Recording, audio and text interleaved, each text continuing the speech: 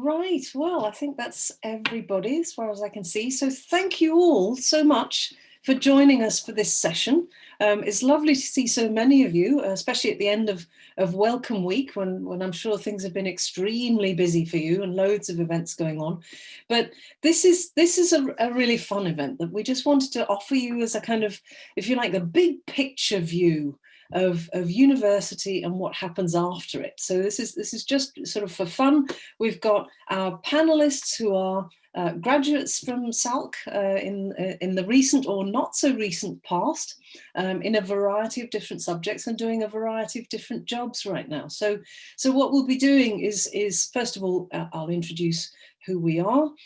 Each one of the panelists will say something about themselves for just a couple of minutes, 2 or 3 minutes each, and then we'll just start a conversation.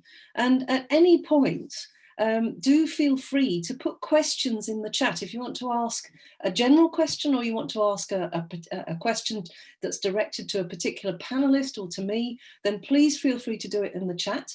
Emma Routh, who's our faculty alumni officer, is keeping an eye on the chat and will relay the questions to us.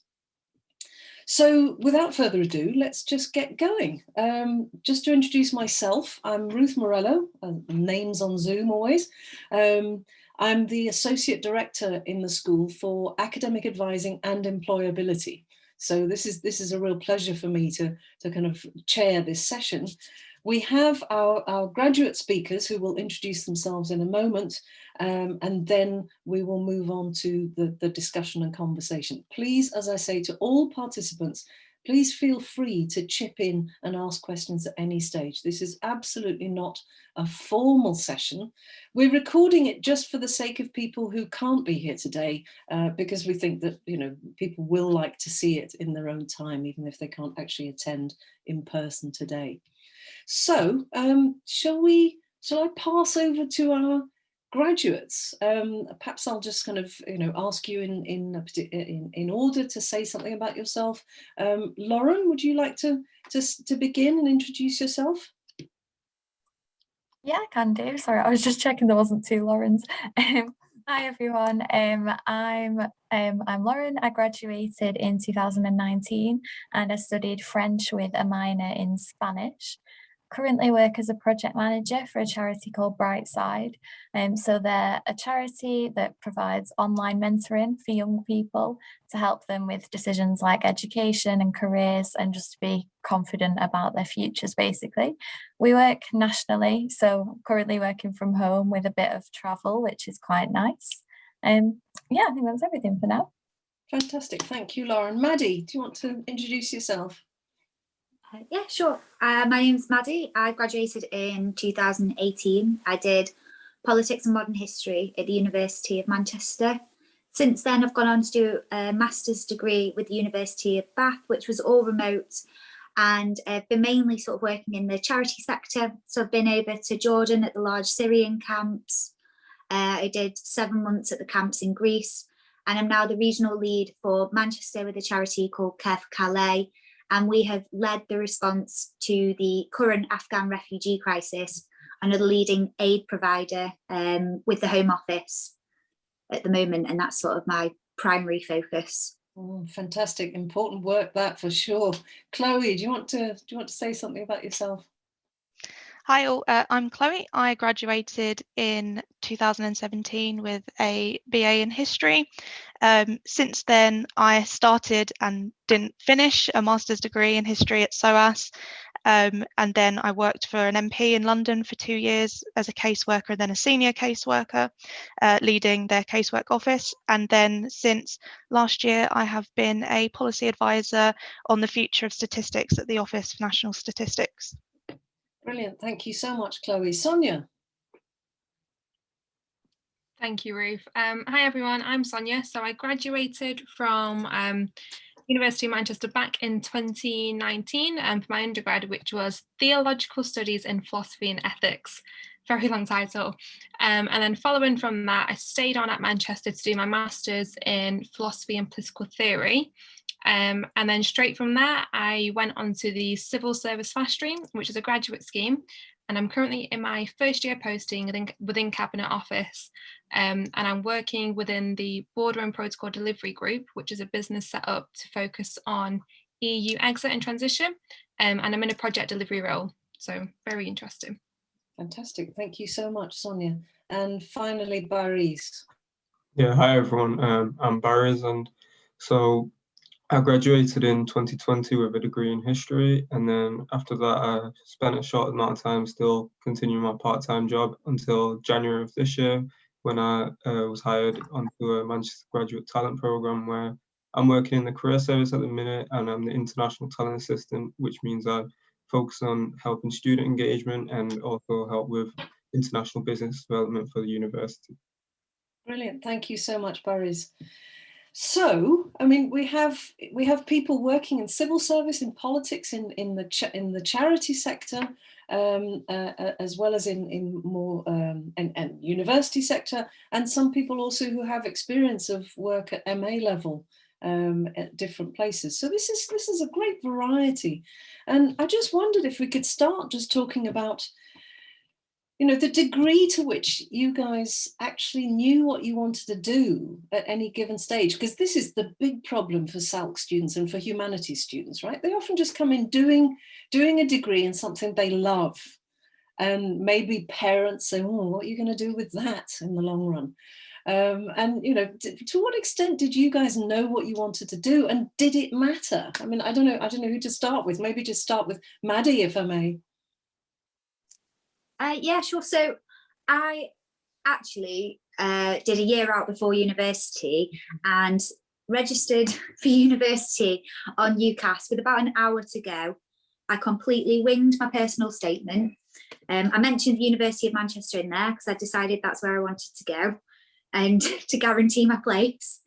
And I thought I wanted to go into teaching, and it is still in my long-term plan. And then whilst I was at uni, sort of three main things happened. Brexit happened, Donald Trump happened, and the refugee crisis happened.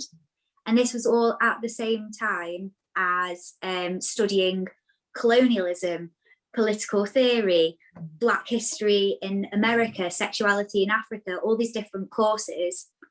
And everything started to sort of piece together to me that I wanted to go into the humanitarian sector before teaching.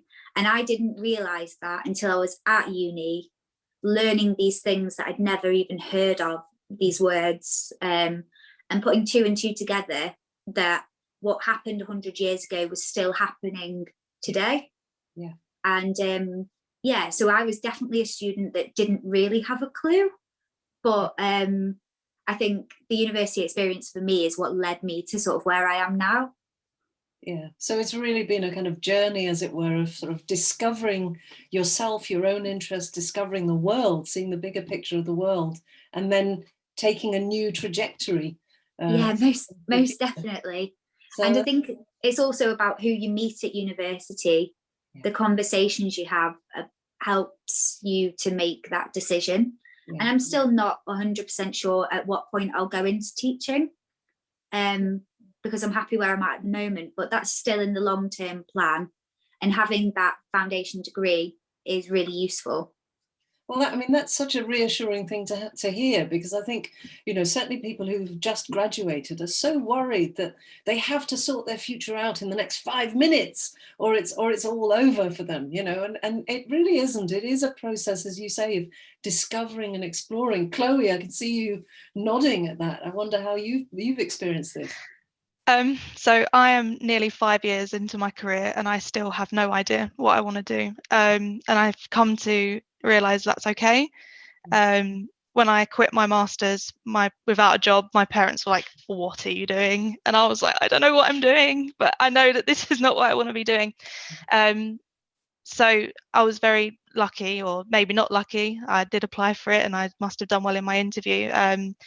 I started working for Harriet Harman, very experienced MP, shortly after quitting my master's degree. Realised that I have a passion for helping people. Really loved the very hard casework side rather than the policy side at first of politics. Realised that I was becoming more and more interested in the policy development side. I then moved on to the civil service because although the work in politics is amazing, the pay isn't very good and the hours are very long. So I did that for 2 years, loved it, got a very great foundation. I've now moved on to kind of more policy development, and I will admit that statistics isn't the area that I want to be working in forever. I'm not a statistician. It's not something that I'm particularly passionate about, although the project is very interesting that I'm working on. So I still don't know what it is exactly I want to do. It probably will move back into helping people, potentially the charity sector, potentially more special advising on particular interests I have, such as women's rights, which I developed whilst working for Harriet, which I guess is very natural.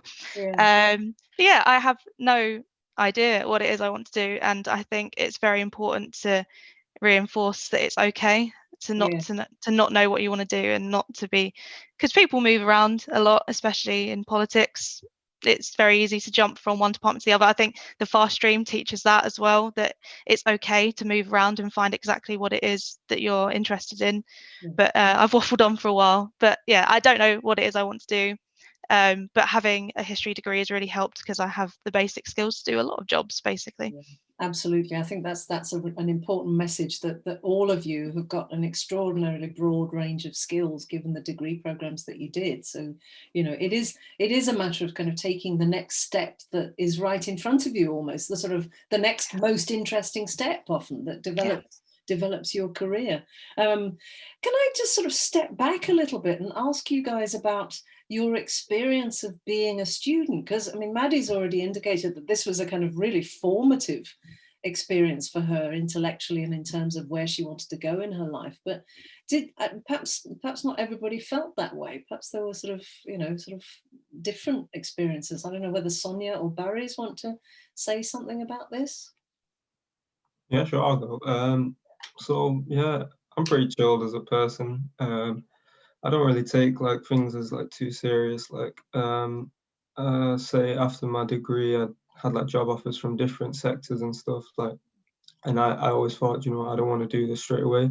So I went and just done my part-time job until I found something I wanted to do properly. As a student, I was quite similar with it. I enjoyed the environment. I enjoyed like the sort of sense that I'm a student. Have a lot of free time besides from my studies, and of course I done a part-time role as well for all 3 years. But I just tried enjoying my time, building up as many connections as I can. I like speaking to people, so I think it's quite easy. Like going like if as long as you just focus on just trying to get along with people, trying to make connections and stuff. It's not like you don't have to be too serious. Like I'm here with a job like a year, 6 months after I graduated. So yeah, you don't really have to know what you're doing, or as a student, you don't need to have like a structured plan through all 3 years. You can just take it how it goes, and then sort of even like develop your own specialism throughout your degree year. So in first year, you do some modules you might not like. Second year, you might start zoning in things that you like, and then third year, you might have a better idea, and that might help you to sort of progress into like a career or anything. Yeah, absolutely. It definitely changes a lot between first and second, and then especially between second and third year, right? I mean, the person you are at the end of third year is not the person you were at the end of second year, right? I mean, Sonia, this seems to be resonating with you. I don't know, do you want to say something about that? Yeah, great.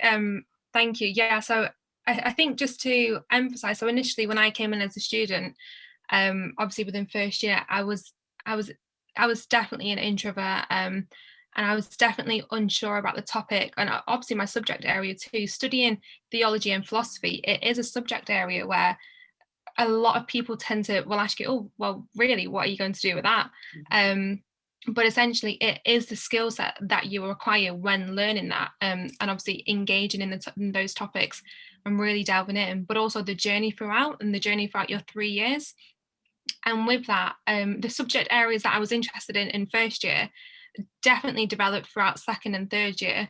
And when you do get to that final year point, and when you do look back in retrospect, obviously as to how you started out and the journey as to what you've learned along the way, it's incredible. And I would definitely just emphasize to take as much opportunity as you can.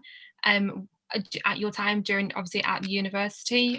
Like I said myself, when I started, I was definitely an introvert, but I tried to reach out and go into different schemes where I feel like I would get that different exposure and be able to build my different networks, and essentially just put me also almost in just an uncomfortable mindset. But uncomfortable is great. If there's any aspects where you don't feel entirely sure or out of your range of comfort, definitely do it. I couldn't recommend more, because it will be those opportunities whereby you'll definitely develop and flourish the most. Yeah, I couldn't agree more. And I mean, when you take those opportunities, you quickly find that there are people who will help you, right? I mean, that's, you know, you sort of go in thinking, this is way beyond me. And suddenly you make that first conversational connection with somebody, and you realize you've got a mentor or you've got somebody in the same position and so on. Was that how it was for you? Definitely, definitely. I think within the first initial few weeks of studying, obviously not underestimating the difference of A levels to university level study, it is extremely difficult. And obviously having your readings and your seminar leaders and your lecturers, it's really about putting that effort in and reaching out and making those connections and discussions. And help is there if you need it. Your classmates, I'm sure, would be feeling very similar ways. And also having your mentor there, your academic advisor, all really key opportunities and key points of network where you can definitely go to for that additional support, and also just to view wider opportunities too within the university. A lot of the time there was so much going on that you lost track of it, so many schemes open, so many different opportunities. It's really worth keeping on top of. Yeah, absolutely. Did any of you guys sort of go on internships or planned internships while you were at the University of Manchester? Some do, some don't. And if you chose not to, why was that? Were you sort of just focusing on being a student, or just not yet ready to make that decision, or what was it? I was actually working full-time whilst studying and didn't live on campus. Right. And I looked into internship opportunities with like the city council, for example, thinking I might take a similar route, maybe to Sonia, you know, with the civil service, that kind of thing, or maybe Chloe, the parliamentary route, in my first and second year. And none of it really fit. But I remember it was a careers day that sort of put those opportunities forward. And so I would just say that, you know, whilst it didn't work for me, I think attending those career days, even though sometimes they're really dull and you have to sit and listen to someone from a bank talk to you for 15 minutes about transferable skills, the recruitment opportunities that come through those aren't on Indeed, on other job sites. They are specific to the SALC department, or they're specific to different areas in the university. So it's definitely worth, even if you don't end up getting one, we're sort of attending those sort of little career sessions that happen. Yeah, absolutely. Did others of our panelists also work? I mean, Barry's, you said you had a part-time job during your time as a student, and Maddie, you had a full-time job, which is really that's a big load. Did others among you work? And how was that? What was the experience of that? Lauren, I can see you nodding. Yeah, I had a couple of part-time jobs alongside my studies. So I used to work in retail, so I worked at Next in Manchester Arndale. And that was okay because it was quite flexible, fitting quite well alongside my studies. But I also, because like I couldn't really like leave that job and come back to it, I felt like it was preventing me a bit from doing, say, like an internship over summer in something that was going to help me to make like those career decisions. Because really that job for me was just a part-time job. So then I thought that I always kind of knew I wanted to work in education. And so I got a job as a part-time tutor with the Tutor Trust, who I know recruit a lot of students in like Manchester, Liverpool and Leeds. And that was such a good experience because it gave me a lot of independence, and also it was more aligned with what I thought I wanted to do. So it gave me more experience and helped me to like clear up some of those thoughts of what I might want to do after my degree. And then I did a year abroad as well, where I worked teaching English for the year. So again, that got me like more experience in the education sector and sort of made me think like, yeah, this is what I want to move into after graduation. Yeah, brilliant. Sonia, you're nodding as well. I don't know if you've got something that you wanted to say on that. Yeah, thank you, Ruth. Yeah, completely agree with Lauren. So I had a part-time job too, obviously throughout my undergrad and masters. And it is obviously difficult to balance academic work, personal life, and obviously part-time job. But I think ultimately one of the skill sets that you do develop obviously during your time at university is time skills and prioritization of your workload, and obviously how to deal with that going. And I think obviously that is a key transferable skill for a lot of roles going forward.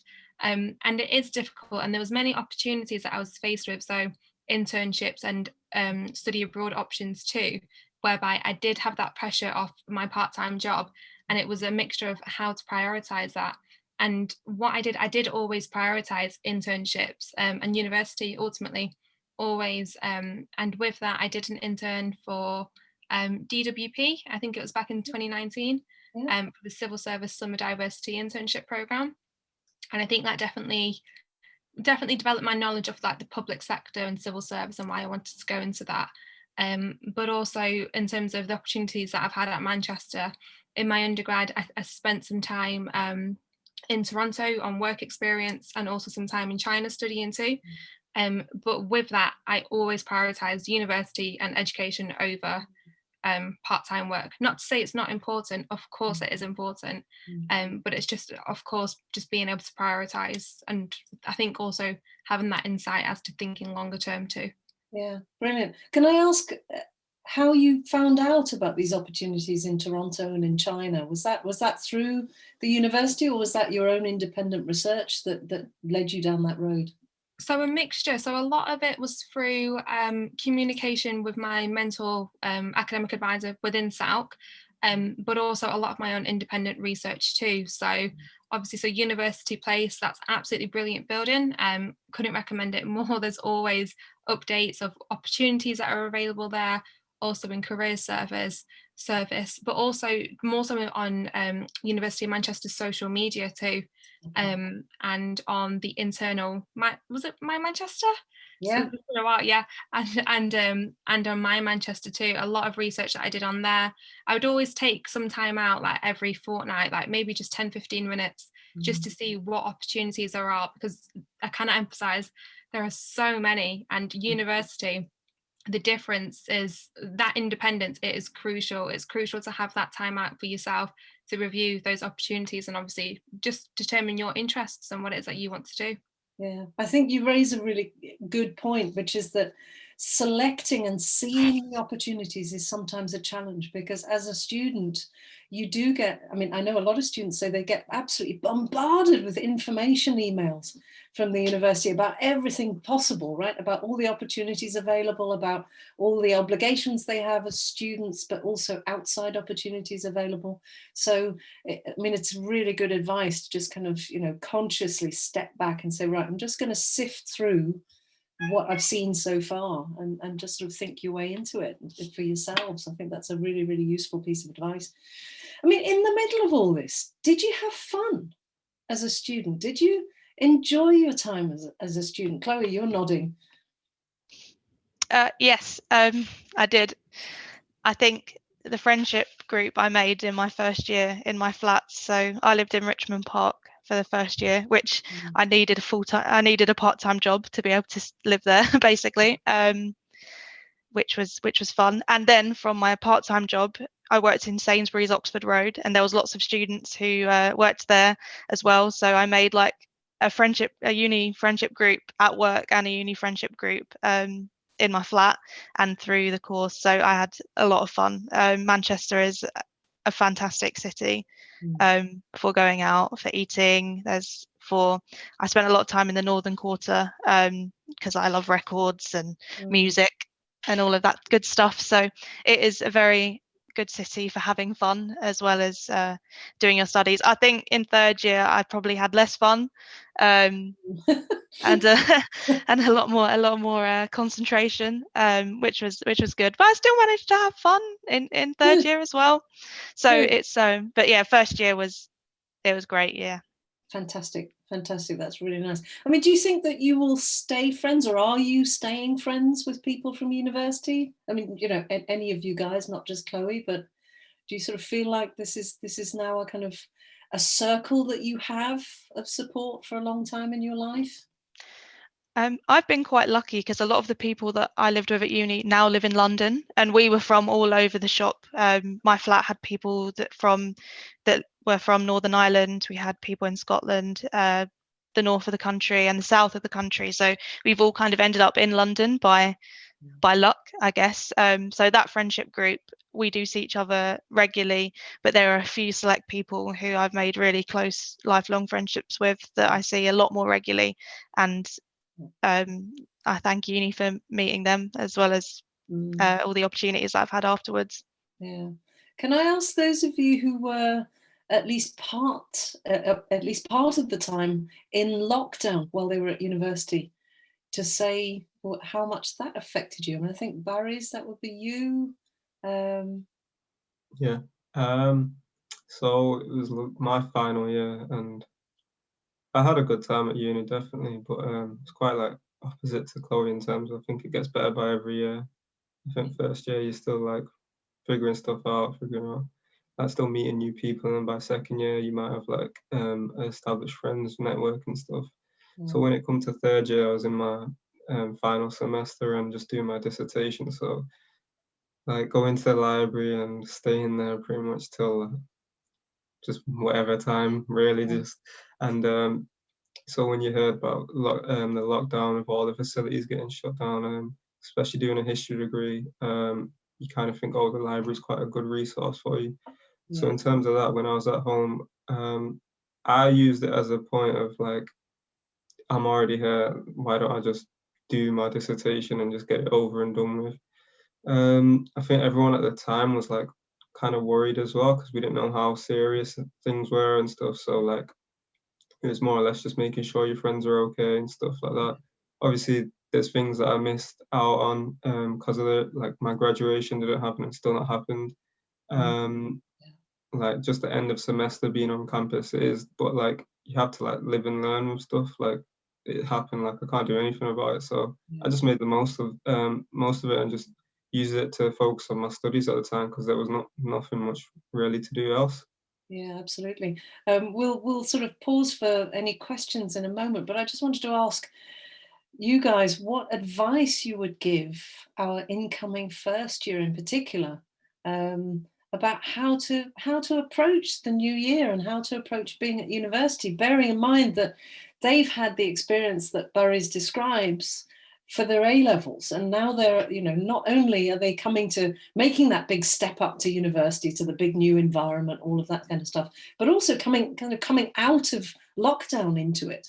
And I think that's quite a special experience. And I just wonder if any of you have any particular things that you would recommend to think about, people in those situations. One thing, I don't know, can you hear that? Yeah, that's fine. Strange. I suppose one thing I would say is that it's difficult for everyone coming out of lockdown, right? No matter what situation, but going into a totally new, busy environment, Manchester being the biggest student population after the Open University, it's huge. Your emails are going to be bombarded. You'll have people in your courses, different seminars at your house. I mean, just in a totally not specific to uni way, like just take a step back. You know, you don't have to go out all the time. If you want to go out all the time, do it. If you want to sit and watch a movie and have a Domino's, because I know the Domino's voucher people are going to be all over Fallowfield giving you vouchers right now, go and take them. I think obviously we're here to discuss the University of Manchester, but it's probably just important to say that like right now it's okay to just really step back, because it's scary enough, like, and the social anxiety as a first year is high enough, yet alone coming out of lockdown. So just recognize your own boundaries and take it at your own pace. That would be my advice. Anybody else want to sort of add anything to that?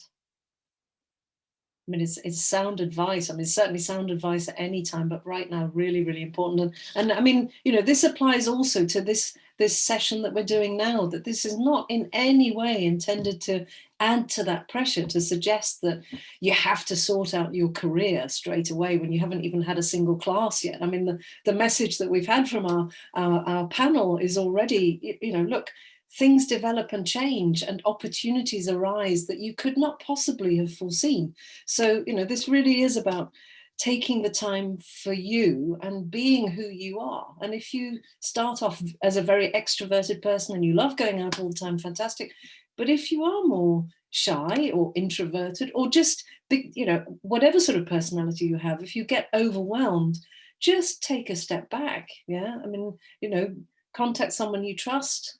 But otherwise, just kind of, you know, take a breath, if you like. So really, really important. So, Emma, are there any questions that we have from our students who've come to join the session? Is there anything that is coming up? And would anybody like to ask a question to any member of the panel? Perhaps if you want to ask about how they got it, how, you know, what to do to get into their line of work, or... Okay, I can see on the chat that we have, okay, thank you. Right, I've got a direct message from Leah, Emma's colleague, to say that Emma's having problems with Zoom right now. But nevertheless, if anybody has any questions, by all means, either raise your blue hand or type something in the chat, and we'll try and address those questions. But otherwise, we'll just continue the conversation, and do feel free to put questions in the chat. Very, you know, really, we really want to encourage you to ask any question that you want. So, I mean, can I ask the panel what they like most, and maybe also what they liked least about university? What did you struggle with? And would you have any suggestions to people who feel that they might struggle with the same thing? So what was the best thing, and what were the difficult things for you? I don't know who might like to engage with that question. Lauren. I think, yeah, I'll start us off. I think the thing I enjoyed most about uni was studying a humanities degree. You just get so many different opportunities and so many different things within your course. So like for me, studying languages was like studying cinema, history, politics, geography. Like you really got a bit of everything. And I think that really helped me to develop like quite a broad skill set that's helped, like I can draw upon experiences from uni in applications or job interviews. And I think as I was going through, and this is definitely something I'd encourage people to do like retrospectively, instead of trying to decide like I want to be this job title, because that can be really overwhelming, like think about the different things you're doing within your degree and like the different skills that you're developing and which parts of that you enjoy the most. So like if your degree requires you to do a lot of group work, do you enjoy that? And therefore, does that mean you want a job where you have to work quite closely in a team with people? Or if you have to do a lot of research as part of your degree, is that something you enjoy? So might you want a career that involves a lot of research? I think that can be kind of an easier way than like going in thinking I need to decide on a job title. And then in terms of what I didn't enjoy, maybe not what I didn't enjoy, but maybe what I found a bit more challenging. I lived at home, so I commuted, and in total spent about 3 hours a day commuting. So that was quite challenging because like my last train was at 6:30, which meant that I didn't really like stick around for like society events, or it was quite difficult to do that because then I'd have to get 2 buses home and it would just take forever, and would also like eat into the time that I needed to spend studying as well. So that was definitely something I found a bit more challenging, but I kind of got used to that, or got around it by trying to make the most of the time I spent commuting by like doing readings or like prep for certain seminars on the train. I don't know if any of these students are in a similar situation to that, but yeah, that was my I think advice. it's not uncommon, Lauren, actually. So there might well be. There are all these sort of domestic challenges that aren't anywhere in the program handbooks for your degrees, you know, that actually really do affect your life a lot. Now I mean, we'll come back to this question. I do want to hear from the other panel members about this, but I've seen a couple of questions in the chat, and I just wonder if I can kind of direct them to the people who have either done or begun an MA, because we've got one question that says, I graduated from my undergrad degree in 2019. Do the graduates have any advice for people studying an MA, please? Like, how did they find it in comparison to undergraduate, etc.? So, yeah, Maddie.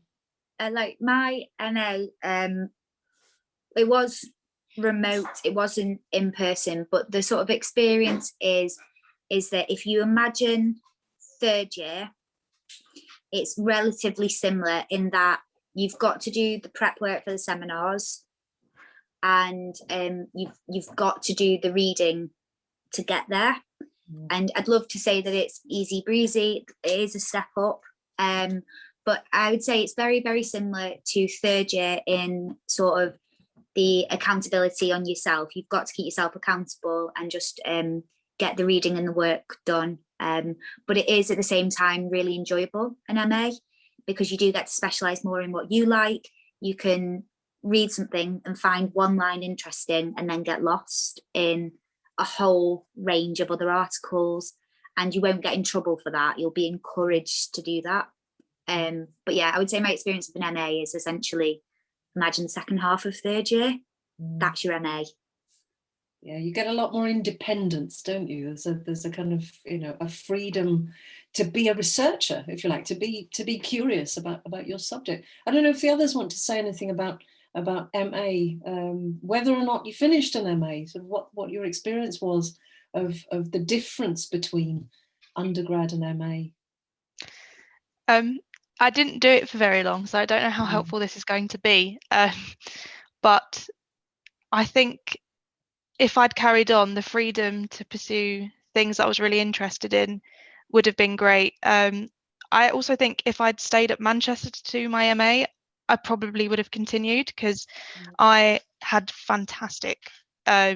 fantastic dissertation supervisor, and even though I only had one, I technically had two, because the subject that I was doing it in, so I did my dissertation in Chinese history, and I specifically focused on a small community of Chinese Muslims in Xinjiang province, and there wasn't much reading on what I decided to do. I think there was one article that was written in about 1920, so I was able to go in. I found a wealth of diaries that hadn't been touched in years at the John Rylands Library, so my dissertation was extremely primary source focused.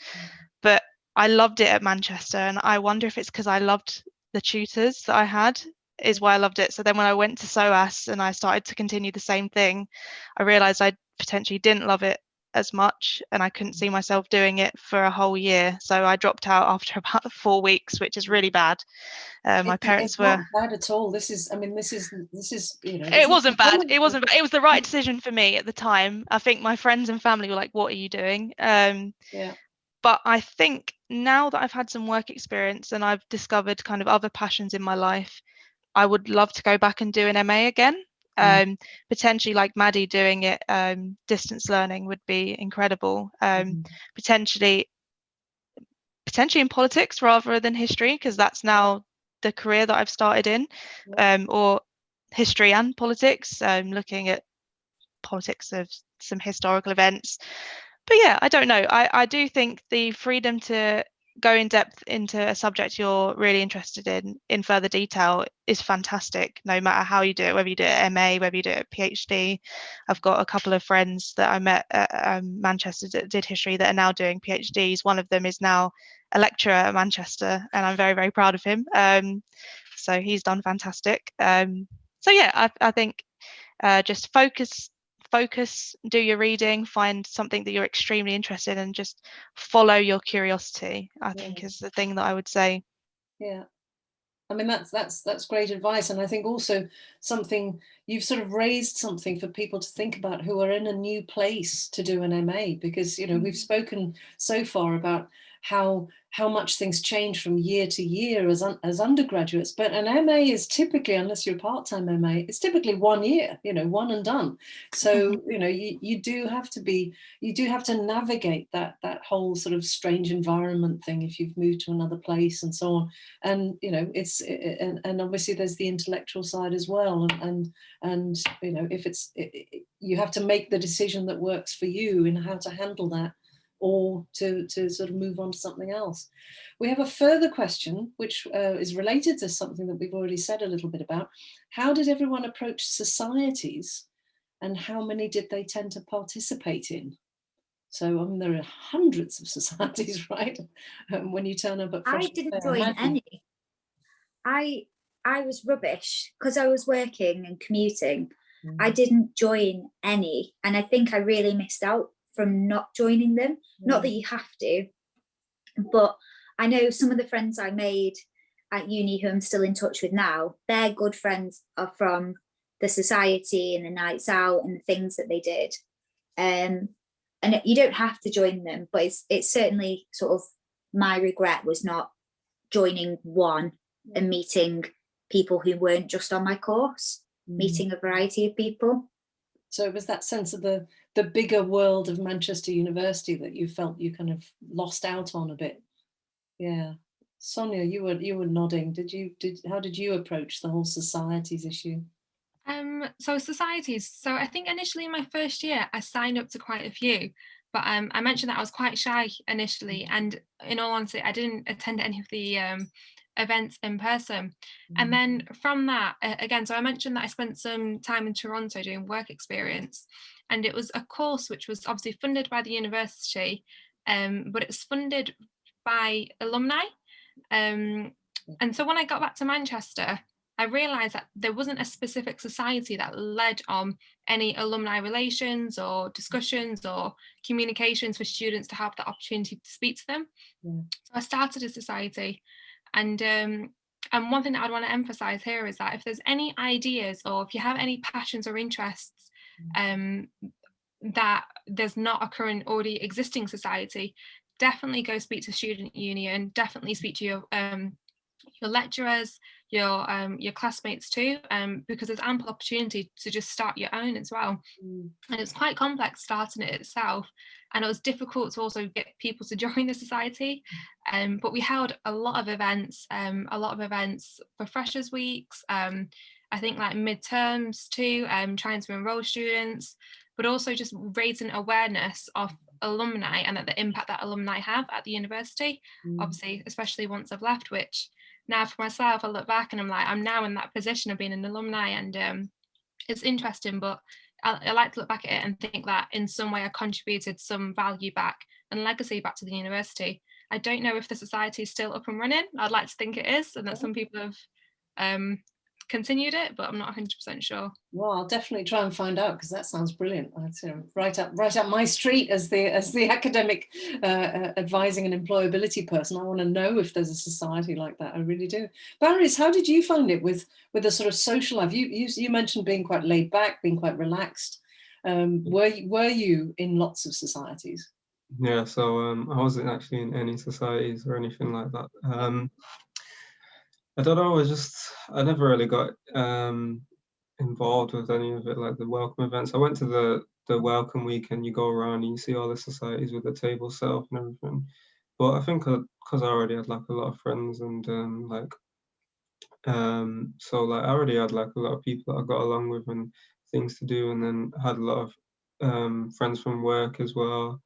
So like when it comes to societies, like there's a lot, like I understand societies now more doing my role at the university, because I understand like if you want to get involved with them, they've got loads of ways to get involved. Like they have loads of like Facebook pages, they're interactive, and I think everyone's easygoing. But for me, I personally wasn't involved in any, and I don't have any regrets of not getting involved, because that was just me. I just preferred not to. Like I was like okay with the people I was hanging around with and like my free time with, but it's a good way to sort of meet new people and get to know a lot of different people. Doesn't only have to be in your year as well.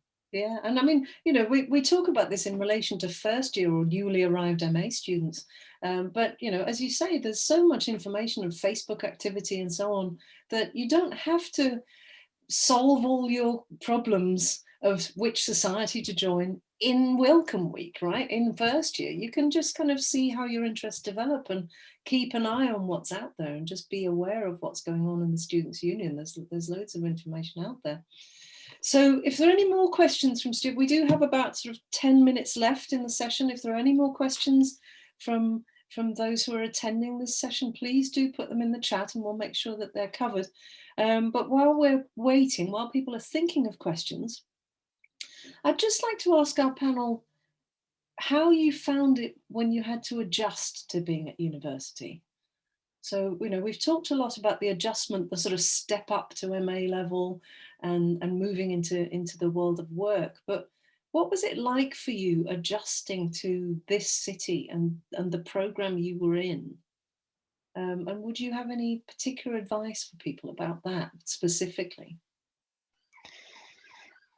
I found it really difficult at first when I first moved because I'd never been away from home. I'd not even gone on holiday by myself by the time I was 18, and I'd not been like away without my parents. Not that I was like a big mummy or daddy's girl or anything, but as well, I missed my football. Like I'm a huge supporter of my local football club, so that's probably the thing that I found. I mean, I got used to not having my parents around, but not being able to pop down the valley was definitely harder, I must say. Went to all the away games that were in range, though, I must say. That was very easy. Being able to go to Fleetwood away, which is something I wouldn't have done if I lived in London still. But so moving away at first I found really difficult, and I never thought I would get homesick, because even though I didn't do much away from home, I was quite independent anyway. So when I got there, I was like, oh my God, I miss everybody at home. I miss my sisters, I miss my mum and dad, I miss the dogs, I miss everything. So, and then I kind of, after the first couple of days, kind of recoiled into myself a bit, even though I'd been quite social in the first few days.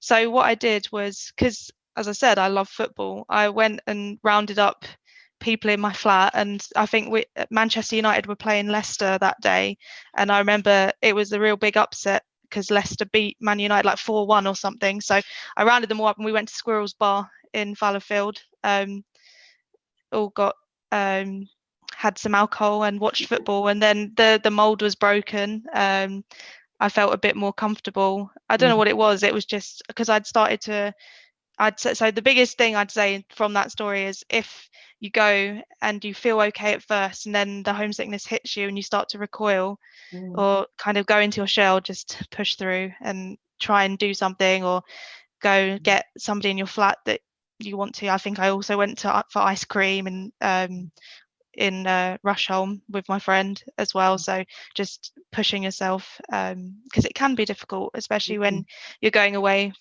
on your own for the first time, and it was quite far. I mean, it's not like I could just get on the train, half an hour, go home and see them and come back. When I went to Amsterdam for my study abroad, it was easier for my parents to visit me than it was in Manchester, because the flight to Amsterdam's half an hour, the train to Manchester, well, you got to get from London into London and then up, so, or the drive's 4 hours. So yeah, the homesickness may hit you, it may not. If it does, just push through if possible, and don't sort of feel bad for feeling unhappy about it, because for sure, it's just such a natural thing, and you know, it's such a big upheaval in your life to move to a new place. And I mean, as an academic lecturer, I've seen it so often that it hits people in about week 2, you know, second week of teaching, and suddenly, you know, all the kind of kerfuffle from welcome week and the first week of teaching and finding your way around the buildings has all just kind of settled down, and then suddenly, you know, it just kind of washes over you. So I think it's Maddie. I think it's related, isn't it, to like freshers flu? You go through freshers week, everything's crazy. You haven't washed your clothes, you drink a lot, you eat a lot of rubbish, and then the come down hits. And I just think it's really, really normal. Yeah. I know I didn't live there, but I for the first few weeks, I basically did, crashed at people I've met places like you do. And I think it's totally normal in the first few weeks just to be finding your feet. I actually had like a totally opposite experience in that I came to uni having lived abroad for a year. I moved when I was 18, came over, and I was meeting lots of people from very different backgrounds whose maybe like their parents were paying their rent or something, or they didn't have to have a part-time job. And like, that's not a bad thing. But at 19, I was like, that's so unfair. Can't be bothered to speak to you. And I didn't bother making many friends. Right. I kind of just thought, I'll live at home, everything's fine, go home, work, don't care. And then I did like find a group of friends, and we would save each other seats at the library and go for Costas pretty much every single day. I spent all my student loan on Costa. And, it did work out well. But I think like that sort of finding your feet thing, no matter in what way you're feeling upset, whether it's homesickness or whether it's feeling like you don't fit in, I think what Chloe said, like it's so normal. And putting yourself out there is sometimes, I think, was it Sonia who said being uncomfortable is really good sometimes. Yeah. I mean, I think it's really important to be aware that the weirdest thing is that feeling that you don't fit in is the same feeling that everybody else is having. So, so there is, in a sense, there isn't something to fit into, because you're in a world full of people who feel displaced, uncomfortable, unsure, nervous, excited, all the good and bad things. So I think it's just really important to kind of be aware of that this is just the way it is to experience this major shift in your life. We have one question from the chat that I do want us to cover before we close. And I'm not sure that we're going to have an answer from the panel on this. Did someone switch from full-time MA student to part-time student? I don't know if anybody has experience of friends or people they know who've done something similar, switching from full-time to part-time. If not, I mean, Sonia. Yeah, so when I was doing my MA, initially some of my classmates that we started off with, a lot of them were working full-time at the same time too, or working part-time. And with an MA, it is incredibly demanding, and I think due to their own personal circumstances, they needed to cut it down to part-time. And with doing that, I think you take obviously half your modules throughout the year. So at MA, I don't really remember, I think it may have been 3 or 4 modules that they did in 1 year as opposed to 1 semester. And then the remaining 3 or 4 modules that they were then doing their second year. But a lot of the people that I knew that were doing a part-time MA, the modules that they were still engaged in, I think they were still as active as the full-time MA students. And they still had every opportunity to meet lecturers, go for discussions with professors. I found doing an MA as well, we mentioned a lot of delving into your own curiosity and your own area of research and your own study. And there's ample opportunity to discuss that with fellow students and also researchers in those specific areas too. So I know those who were studying their MA part-time still had all that opportunity too. So I think obviously it worked best for them, and it was definitely still something which was incredibly enjoyable. Yeah, I think that's I mean, that's very, very helpful. I'm actually an MA program director at the University of Manchester, as well as being the academic advising and employability lead. So I mean, I can confirm that students do quite routinely change from full-time to part-time, again, usually because of personal circumstances. And what they say to me is that, although ideally they might have liked to complete faster, they love that extra time to think about the dissertation and to, sort of really work on their own interests. Because typically, obviously, the dissertation will be the one that the one unit that you definitely do in the second year of a part-time degree program. And it should be possible, in answer to the follow-up question that's come in, the thing to do is talk to your MA program director for your particular program. But if there is provision for a part-time degree on your program, it should be possible to make that switch at almost any time. I mean, it obviously it gets harder the closer you get to the end of the year because you've completed modules, but you know, certainly early on. I mean, I've had students switch over in the middle of semester 1, even at the beginning of semester 2. So it really isn't a big issue. The thing to do is talk to your MA program director, find the person who is in charge of that program academically, and have that conversation. I think that's really important. And that's generally the advice that I would give to everybody, that when you're faced with a situation or a question, don't kind of try to struggle through this on your own. Just find the person who is in charge of your program, or find the person who is your academic advisor, and have the conversation with them, even if you're not sure whether or not you want to take a particular step. If you're just kind of thinking, should I do this? Have that conversation, because the process of the conversation helps to clarify what's at stake, what the options are, what the fallout might be, and what's the consequences for your fees and all this kind of stuff. All of that comes out in conversation. So really just look for the people to talk to. And I think I'm getting the message from our panel that was a really important feature of their time at Manchester, that you knew who to go to. You could go and talk to somebody who would help, and as soon as you reached out, you would get the help. Yeah. So it's 1 minute to 2. So we really are kind of filling the time very nicely. Are there any final questions just before I don't want to cut anybody off. If there's anything that people want to add or observe or ask, is there anything that any member of our panel would like to say before we close as a final? Maddie? I'd just like to maybe add one thing. Just if you are interested in getting into the charity sector, quite often they expect you to do internships or unpaid work. And the university's got a really, really good volunteer area where you can go and find opportunities and stuff. And I'm not saying you have to do this. This is just specific to anyone that wanted to get into the charity sector. Just it's worth thinking about and looking on that area. This is the careers service website that we're talking about. Yeah, they've got a whole volunteer section or something.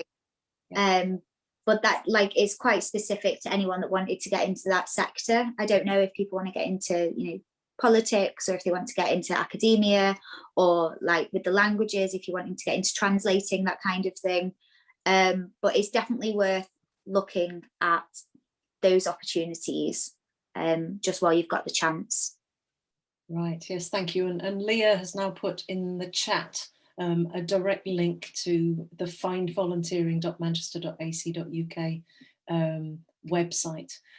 But do, as you start to think about what you might like to do after university, or start thinking about your own strengths, the careers website is actually an incredible resource. So even if you're not ready to start thinking about the future, it's got loads of material on there to help you assess and evaluate your own current skill level in various areas, and actually kind of think about how the stuff that you're doing for your essays in history or in English or whatever it might be actually is what these activities are generating in terms of skills that you can then market or build on with a view to marketing as you go into your future career, the view to building your CV. So the careers service website is really, really helpful, and it's worth spending time browsing on it. They've got opportunities, new opportunities for work all the time, including